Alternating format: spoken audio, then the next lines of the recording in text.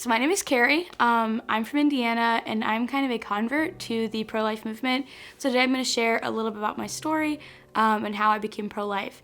So I grew up in a small conservative town, but I had a more liberal, kind of left-leaning family. So I kind of grew up being aware of like the pro-life culture, but it was not something I was a part of. When I started high school, I started to kind of question why I was pro-choice and the things that I was feeling or seeing in politics.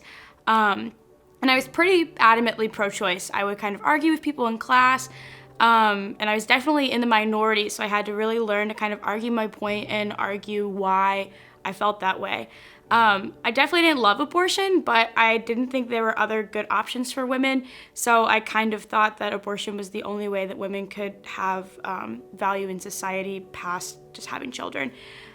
So my senior year of high school, I decided to convert to Catholicism. And the one thing that I really struggled with was the pro-life issue within Catholicism. Again, I didn't love abortion, but I didn't know what options were available for women besides abortion for them to have successful futures. When I started college, I got invited to go to my university's pro-life group meeting, and I didn't want to go, but I just wanted to make new friends, so I went with my friends. And immediately I was uncomfortable. I knew I was the only person who felt the way I did in the room, and I was like, there's no spot for me here, like I'm not gonna go back. But most of my friends were really involved with the pro-life club, and so naturally these conversations began to come up of, well, why are you pro-choice? And so through these conversations, I began to realize that there are options for women besides abortion, and that instead of like finding a bandage solution for their problems, I should wonder why women had these problems in the first place. It shouldn't be, well, women can't succeed when they have children, so they should have abortion. It should be, well, why can't women succeed? And what can I do to fix that? So my sophomore year, my school invited me to get involved with our Standing With You organization on campus. And I really found that this was a good spot for me in the pro-life movement. I kind of found my niche because it was an issue that I think pro-choice and pro-life people should care about. And advocating for women's Title IX rights on campus was really important to me. As I became more involved, I just really felt like I found the right spot for me, and it was something I continued throughout the entire year.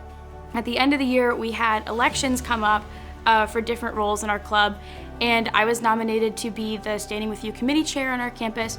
So now I get to kind of lead that initiative and help advocate for women's Title IX rights on campus and support pregnancy and parenting students on our campus.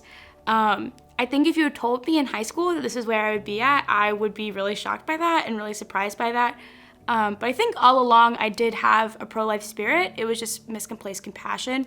And I guess I would say anyone who kind of feels like they're in my position where they don't particularly love abortion or like love the current situation that women have, I would ask them to reflect on that, and instead of wondering like why we have the bandage solution of abortion, why shouldn't we advocate for women to be able to chase their dreams and be able to succeed and have a culture that promotes these things instead of the bandage issue of abortion?